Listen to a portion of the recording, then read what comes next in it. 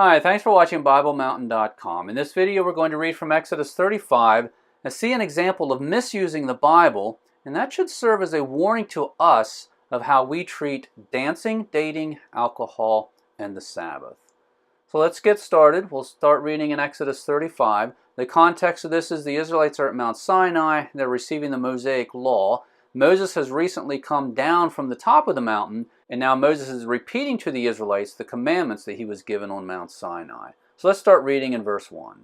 Then Moses assembled all the congregation of the sons of Israel and said to them, "These are the things that Yahweh has commanded you to do. For 6 days work may be done, but on the seventh day you shall have a holy day, a Sabbath of complete rest to Yahweh. Whoever does any work on it shall be put to death."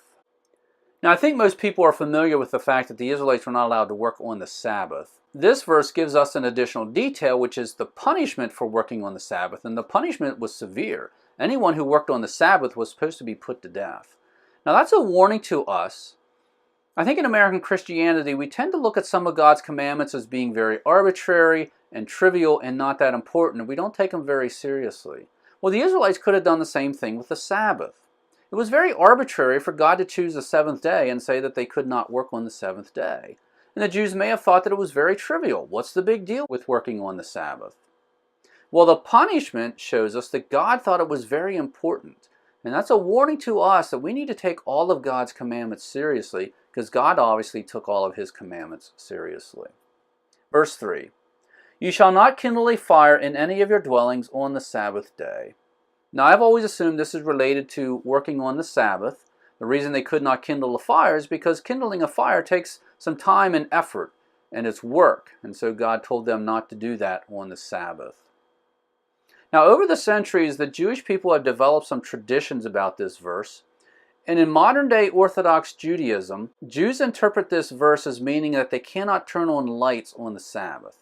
And the reason for that is when you flip a light switch, you're actually creating a spark in there to complete the circuit. And since you're creating a spark, the Jewish people look at that as starting a fire. Now, I believe that's way beyond what God had intended the meaning on this.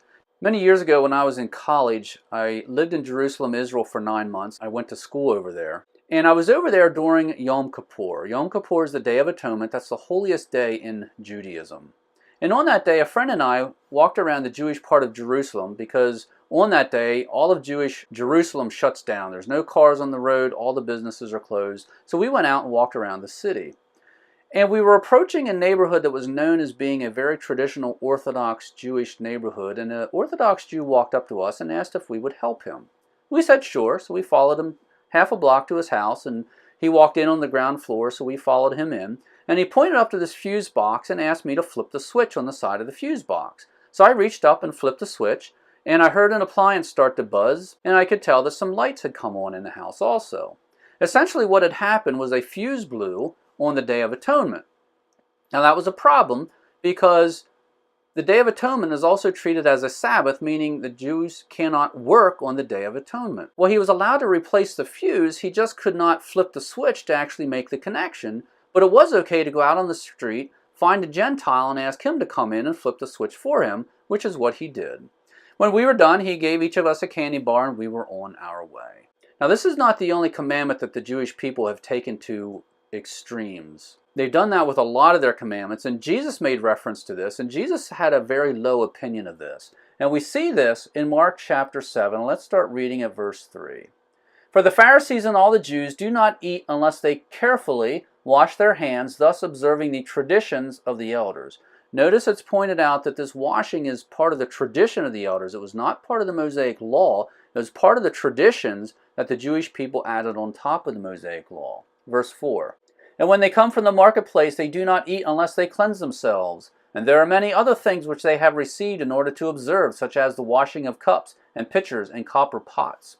And again, those things are not part of the Mosaic Law. Those are traditions that the Jewish people added on top of the Mosaic Law. Verse 5. The Pharisees and the Scribes asked Jesus, "Why do your disciples not walk according to the tradition of the elders, but eat their bread with impure hands?" Now, it wasn't that the disciples were breaking the Mosaic Law. They were breaking the tradition of the elders. Verse 6. Jesus said to them, "Rightly did Isaiah prophesy of you hypocrites, as it is written, This people honors me with their lips, but their heart is far away from me. But in vain do they worship me, teaching as doctrines the precepts of men. So we see here that Jesus did not have a high opinion of this Jewish tradition. In fact, he had a low opinion of their tradition. And the problem was stated here in this very last line. They teach as doctrines the precepts of men. In other words, the Jewish people took the Mosaic law, they added all these regulations on top of it and formed this tradition, and then they taught this tradition as if it was the doctrines of God. But it wasn't. It was the traditions of men. It was the precepts of men. And Jesus criticized them for doing that. Now, I believe we do this in American Christianity also, in the area of dancing and dating and alcohol and the Sabbath. Dancing. There are many Christians think that it is a sin to dance in any way, shape, or form, but the Bible does not prohibit dancing.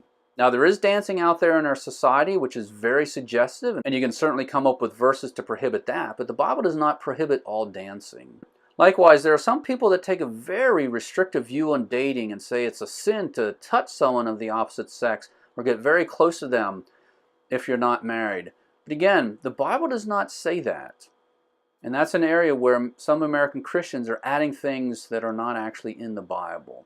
Also with alcohol. There are many Christians believe it is a sin to drink any alcohol whatsoever. But the Bible does not prohibit alcohol. The Bible tells us not to get drunk.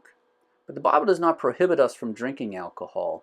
And then the same thing with the Sabbath. Acts chapter 15 makes it very clear that Christians in the church age do not have to observe the law of Moses. And that means that it is okay for us to work on the Sabbath. But there are some Christians that teach that it is a sin to work on Sunday. But again, that's an area where some American Christians are adding things to the Bible that are not actually there. And so just as the Jewish people took the Mosaic law and they added their traditions and started teaching as doctrines things that were merely the tradition of men, so too we're doing this in American Christianity. In the areas of dating and dancing and alcohol and the Sabbath, we are taking man-made rules and regulations and treating them as if they're the doctrines of God, and they're really not. And we have to be careful about that. And remember that Jesus was very critical of the Jews for doing that, and so we should assume that he would criticize us for doing that same thing. If you haven't joined my email list yet, please do so. First of all, it is free. By signing up, you get immediate access to all my free content. It'll be delivered right to your email inbox. This is the best way to make sure you don't miss out on any of my content. In order to sign up, go to BibleMountain.com, click on follow. There will be a place there to enter your email address. Once again, thank you for watching BibleMountain.com.